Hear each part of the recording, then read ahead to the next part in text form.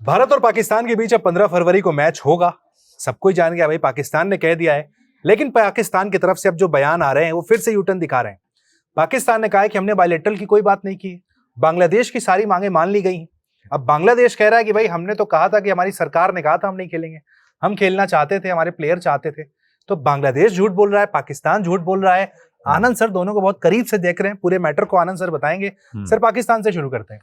पाकिस्तान का कहना है बांग्लादेश की सारी मांगे मान ली गई हैं। उस पूरी मीटिंग में जो मीटिंग चली 5 घंटे, हमने कोई पर्सनल बात नहीं की, सारा मुद्दा पाकिस्तान बांग्लादेश पे था, कोई बायलैटरल की बात नहीं हुई। सच या सफेद झूठ?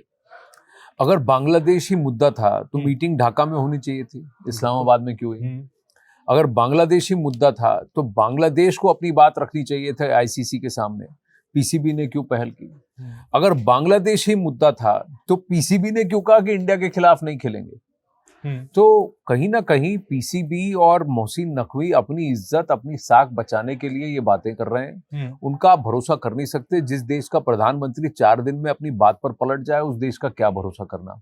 दूसरी बात, ये भी उधर के इंटीरियर मिनिस्टर है, होम मिनिस्टर है, उनके घर में जो बवाल चला हुआ उनको पता नहीं, क्रिकेट संभालने चले हैं, तो इनका कोई औचित्य नहीं है। दूसरी बात की मांग वाली बात समझ, देखिए ये कह रहे हैं बांग्लादेश की सारी मांगे मान ली गई। बांग्लादेश की अगर मांगे मनवानी होती तो आपको आईसीसी वर्ल्ड T20 के शुरू होने से पहले उनकी मांगे मनवानी चाहिए थी, ताकि फिर बांग्लादेश आईसीसी वर्ल्ड T20 में शिरकत कर सके। आपने तो ये इंश्योर कर दिया कि अगर बांग्लादेश के लिए आप कर रहे थे तो आपने ये इंश्योर किया, आपके लोग आईसीसी में हैं, आपने उस वक्त क्यों नहीं मुद्दा उठाया और कहा कि नहीं, बांग्लादेश का पार्टिसिपेशन सुनिश्चित कीजिए, उनकी मांगे कीजिए। बांग्लादेश क्रिकेट बोर्ड की मांगे क्या थी? कि वो भारत में नहीं खेलना चाहते। वो मनवा पाए? नहीं मनवा पाए। उनका ये कहना था वो सारे मैचेस श्रीलंका में खेलना चाहते हैं, वो मनवा पाए? नहीं मनवा पाए। Bangladesh cricket board T20 world cup खेलना चाहता था, लेकिन पीसीबी उनको खिलवा पाया? नहीं खिलवाया। तो कौन सी मांग आपने मनवा ली? कोई मांग नहीं मनवाया। अगर पीसीबी बीसीबी बांग्ला क्रिकेट के साथ खड़ा था तो उनको तो T20 वर्ल्ड कप शुरू होने से पहले ये मान लेना चाहिए था कि हम भी नहीं खेलेंगे अगर बीसीबी नहीं खेलेगा, और आप कुछ भी करो आपको मैचेस करवाने पड़ेंगे। तब तो आपने कुछ नहीं कहा। तो ये बीसीबी पर ठीकरा फोड़ने का और उन पर बिल फाड़ने का काम मत करिए। और अगर आप बांग्लादेश क्रिकेट बोर्ड और बांग्लादेश क्रिकेट की इज्जत करते तो आप मीटिंग ढाका में करवाते, इस्लामाबाद में नहीं। आप चल के वहां जाते और कहते कि ये बांग्लादेश के हित के लिए, इसीलिए बांग्लादेश में मीटिंग करेंगे। आपने नहीं करवाया, आपने इस्लामाबाद में करवाया। और फिर जब आपने कहा कि बीसीबी के कहने पर हम खेल रहे हैं, तो पीछे से सब जिस तरह से ठहाके लगा के हंस रहे थे, उनके जर्नलिस्ट हंस रहे थे, लोग जो बैठे थे ऊपर हंस रहे थे। जब वो हंसी उड़ाई गई तो आप हंसे नहीं है, आपने बांग्लादेश क्रिकेट, बांग्लादेशियों का और बीसीबी का मजाक उड़ाया। आपने सबके सामने जग जाहिर कर दिया कि ये सिर्फ एक खेल है, एक शराड़ है, एक ढोंग है, ढकोसला है और कुछ नहीं है। आपने ये भी सामने कर दिया, जैसे ही आपने आसिम मुनीर का नाम लिया, कि ये पूरा पाकिस्तान मिलिट्री और आईएसआई द्वारा बांग्लादेश में आगामी चुनाव को लेकर के ऑर्केस्ट्रेटेड है। तीसरी बात मैं आपको बताऊं कि बांग्लादेश के अंदर इस वक्त सरकार ही नहीं है, जो है वो इंटरिम सरकार है। वो क्रिकेट नहीं चला रही है, वो अपने आप से चल रही है। जो लोग अब बीसीबी पे काबिज हैं वो जमात से जुड़े हुए हैं, और जमात ने कहा कि हम रजाकरों के वंशज हैं। एक रजाकर वो जिन्होंने कहा कि हम पाकिस्तान परस्त हैं और ईस्ट पाकिस्तान का उस नैरेटिव को चलाते रहना चाहते थे। ये वो लोग हैं जिन्होंने अपने ही लोगों पर बर्बरता दिखाई, अपने ही का मुसलमानों को काट दिया और उनको कहा कि आप हमारी लाइन नहीं चलेंगे। ये हार्ड लाइनर्स हैं, रेडिकल्स हैं जो कि वहां बैठे हैं। और उसमें से कुछ लोग ऐसे हैं जिन्होंने फिर बांग्लादेश क्रिकेटर्स को भी खरी खोटी सुनाई इससे पहले, और उसकी वजह से प्लेयर्स बगावत पर आ गए थे। आपको याद है? ये स्टेटमेंट आपको बताता हूं, 2 स्टेटमेंट बताता हूं। 22 जनवरी को कहा गया था कि T20 वर्ल्ड कप 2026 से हटने का फैसला पूरी तरीके से बांग्लादेश सरकार का था। बांग्लादेश सरकार वर्ड यूज किया गया था। अब 10 फरवरी को स्टेटमेंट आता है बांग्लादेश के स्पोर्ट्स एडवाइजर आसिफ नजरुल का। मैं स्टेटमेंट पूरा बताऊं आपको। T20 वर्ल्ड कप 2026 से हटने का फैसला पूरी तरीके से बांग्लादेश क्रिकेट बोर्ड और उनके खिलाड़ियों का था। सरकार को साइड कर दिया। खिलाड़ी कहां से आ गए? 2 दिन में चुनाव हो रहे हैं, ये सरकार वैसे ही साइड हो गई है। भाई मोहम्मद यूनुस की सरकार ने अपना कच्चा चिट्ठा दिखा दिया कि पिछले 18 महीनों में हमने क्या किया है, सब कुछ उन्होंने दुनिया को दिखा दिया। यानी कि उनका खत्म हो गया। आज तो अभी कैंपेन पीरियड खत्म है, आज 11 तारीख है, कल 12 को चुनाव है भाई। बट खिलाड़ियों को क्यों दोष दे रहे हैं? अब खिलाड़ी क्या कहेंगे? आप ये बताइए, जब वो पहला स्टेटमेंट आया था उससे पहले बांग्लादेश क्रिकेट में क्या हुआ था? बांग्लादेश प्रीमियर लीग को बांग्लादेशी क्रिकेटर्स को ने खेलने से मना कर दिया था, क्योंकि आपने हमारे साथ बदतमीजी की। उन्होंने ये भी कहा कि आप हमारे पेमेंट्स नहीं देंगे तो हम नहीं खेलेंगे। उन्होंने ये भी कहा कि जिस तरह से इस नजरुल ने ही हमारे साथ बातचीत की, इसको निकालो यहां से। नजरुल ने फिर इनसे माफी मांगी थी, इनको डंडे पड़े थे, और फिर जाके प्लेयर्स ने कहा ठीक है हम खेलेंगे, और पहले 2 मैच के बाद बांग्लादेश प्रीमियर लीग शुरू हुआ था। तो आप ये कैसे कह सकते हैं कि बीसीबी ने किया? ये सब झूठ है, ढकोसला है, ढोंग है। प्लेयर्स खुश नहीं है कि वो T20 वर्ल्ड कप नहीं गए, लेकिन प्लेयर्स के पास चॉइस नहीं है। क्यों? क्योंकि उनके माँ बाप, उनके परिवार, उनके परिजन, उनको धमकियां दी गई और ये कहा गया देखो तुम्हारा क्या हाल करते हैं। आप देखिए शाकिब अल हसन जैसे व्यक्ति को, तमीम इकबाल जैसे व्यक्ति को इंडिया का एजेंट करके कह दिया, क्योंकि वो जमात से जुड़े नहीं है, वो रेडिकल्स के साथ, हार्डलाइनर्स के साथ जुड़े नहीं है। बाकी लोग क्या करेंगे? उनको अपनी आजीविका भी देखनी है। धमकी का गेम पूरा राज चल रहा है, दमन का वहां पर काम चल रहा है। तो एक मुस्लिम ब्रदरहुड परस्त है जमात, और दूसरा बीएनपी है जो हमास के परस्त है। तो आप ना आगे कुआं पीछे खाई, कहां जाएगा? तो बेचारा बांग्ला भाई, ये वाली बीसीबी बांग्लादेश क्रिकेट बोर्ड को भी मोहसिन नकवी चला रहे हैं सर। देखिए मोहसिन नकवी पाकिस्तान के इंटीरियर मिनिस्टर हैं। पाकिस्तान की आवाम इस बात का जवाब दे कि मोहसिन नकवी पाकिस्तान को चला पा रहे हैं, इंटीरियर मिनिस्टर की अपनी भूमिका निभा पा रहे हैं? नहीं निभा। जो व्यक्ति इंटीरियर मिनिस्टर नहीं बन सकता, वो बीसीबी का क्या डायरेक्टर बनेगा और क्या चलाएगा पीसीबी को? तो ये सब जो है वो कठपुतली है। तो वहां तो हीरो बने पड़े हैं ना सर। मोहसिन नकवी में देख रहा हूं उनके मीडिया में कहां यही है, बीसीसीआई को झुकाया, फलानी बातें हो रही हैं। कहां हीरो बने पड़े हैं? ये वो 2-4 लोग हैं जिनको कि वो बोटियां फेंकते हैं और वो उनके लिए भौंकते हैं। आप कॉमन क्रिकेट फैन के पास जाकर कहीं पूछिए कि क्या वो खुश हैं जिस तरह से पाकिस्तान क्रिकेट बोर्ड अपने आप को कंडक्ट कर रहा है? नहीं कंडक्ट कर रहा है। देखिए anti India sentiment whip up करके आप कुछ भी बेच के आ जाओगे। आज पाकिस्तान की आवाम भी उसको एक्सेप्ट करने को तैयार नहीं है। शोएब अख्तर का स्टेटमेंट सुना?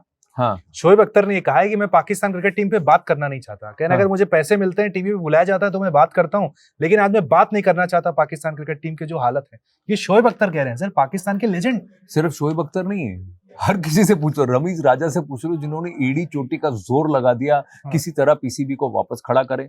ये वो व्यक्ति है जो कमेंट्री में भी पक्षपात करके पाकिस्तान के लिए ही, पाकिस्तान के हित में ही बात करता है। लेकिन आप उनसे, रमीज भाई से पूछिए कि आपको क्या लगता है पाकिस्तान में क्या हो रहा है? हर कोई सर पकड़ के बैठा है और ये कह रहा है कि मैं हाथ हटा लेता हूं सर से, नहीं तो अपने ही बाल नोच लूंगा। ये हालत उन्होंने करके रखी हुई है। कोई भी खुल के बोलने को तैयार नहीं, क्योंकि आपको पता है वो जो भौंकने वाले हैं उनके घरों में जाके भौंकेंगे, उनको सोशल मीडिया पे बदनाम करेंगे, जलील करने का काम करेंगे। ये पूरा एक आईएसपीआर की मशीनरी है जो इसी पे चलती है। आगे बढ़ाने के लिए वसीम अकरम हो गए, शोएब अख्तर जैसे लोग आगे क्यों नहीं आते सर? क्रिकेट बोर्ड में क्यों नहीं आते? क्योंकि जैसे ही पाकिस्तान क्रिकेट के अंदर मिलिट्री उसकी आईएसपीआर घुस जाती है और ये इलेक्टेड गवर्नमेंट यानी कि जो जमहूरियत के लोग नहीं है, चुने हुए लोग नहीं है, तो आप उसकी फंक्शनिंग पे कभी कुछ कर नहीं सकते, क्योंकि इसमें पॉलिटिकल दखलंदाज, मिलिट्री दखलंदाज और उसका वेपनाइजेशन फॉर पॉलिटिक्स चलता रहेगा। तो इसीलिए बहुत सारे सियासतदान हैं जो नहीं जाते हैं, जो प्लेयर्स हैं जो कि इसमें इस सियासत में नहीं घुस सकते। मैं आपको एक और बात बताऊं,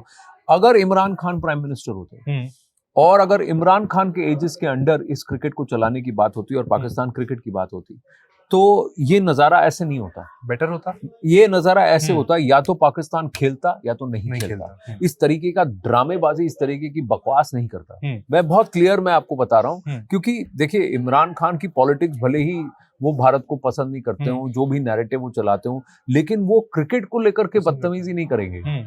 क्योंकि क्रिकेट ने ही उनको सब कुछ दिया है। ये वो जनरेशन है जो पाकिस्तान क्रिकेट को आगे देखना चाहते हैं। वो ये कहते हैं कि चाहे कुछ भी हो जाए, हम जंग लड़े नहीं लड़े, तुम्हारे लिए भी मैदान के अंदर ये जंग है, हर मैच एक जंग है, जाओ जीत के आओ। ये एटीट्यूड होता कि भाई कुछ भी हो, हमको कहीं पर भी इंडिया के साथ खेलने का मौका मिले, तुमने उसको हराना है, तोड़ना है, ये उनका एटीट्यूड होता है। इस तरह की ड्रामेबाजी करनी है, कटोरा लेके सबके आगे भीख मांगना, ये काम नहीं। एक और क्रिकेटर है सर, वो क्रिकेट भी खेले हैं, पाकिस्तान के सुपरस्टार में, लेकिन उनकी आइडियोलॉजी मुझे समझ में नहीं आती। शाहिद अफरीदी, वो भी प्रैक्टिकल क्रिकेट की बातें कर सकते हैं, लेकिन वो कभी क्रिकेट की बात नहीं करते। जिस दिन उनकी सही उम्र की पहचान कर लोगे, उस दिन उनकी सही आइडियोलॉजी के बारे में बात कर लेंगे। क्योंकि अभी भी तो 40 के ही है। ये वही व्यक्ति है जिसने बोला 4 सूबे तुमसे संभलते नहीं है, कश्मीर लेने चले हो। आज कुछ और बोल रहा है। ये भी वही है, पलटू राम है, कभी थाली का बैंगन, आज इधर। आज ये कह रहे हैं कि आईसीसी निष्पक्ष नहीं है, पाकिस्तान के साथ नहीं खड़ा है, बांग्लादेश के साथ नहीं खड़ा है। अफरीदी का ही कहना है।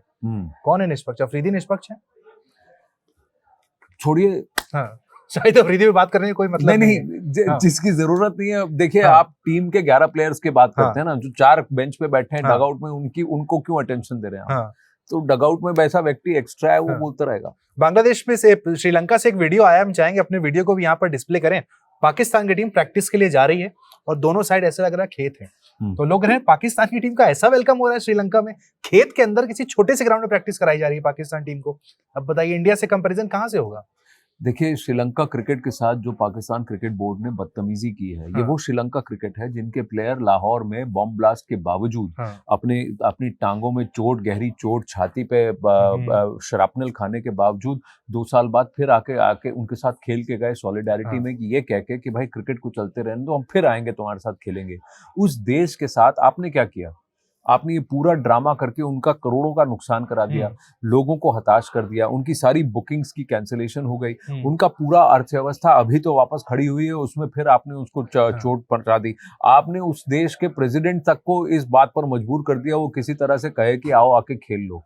देखिए, ये लोग सब याद रखेंगे। Why they are saying Sri Lanka is our good friend? Sir, ये पाकिस्तानी किसी के दोस्त नहीं है, खासकर ये जो अभी जिस तरह से सियासतदान जो बैठे हैं, ये लोग बैठे हैं, ये किसी के नहीं है, अपने खुद के वतन के नहीं है, अपने खुद की आवाम के नहीं है, किसी और दूसरे देश के कैसे होंगे? जहाँ तो इनको फर्क नहीं पड़ता। अगर इनको फर्क पड़ता हो तो इस तरीके का काम नहीं करते जहां पर श्रीलंका को इतना नुकसान झेलना पड़े।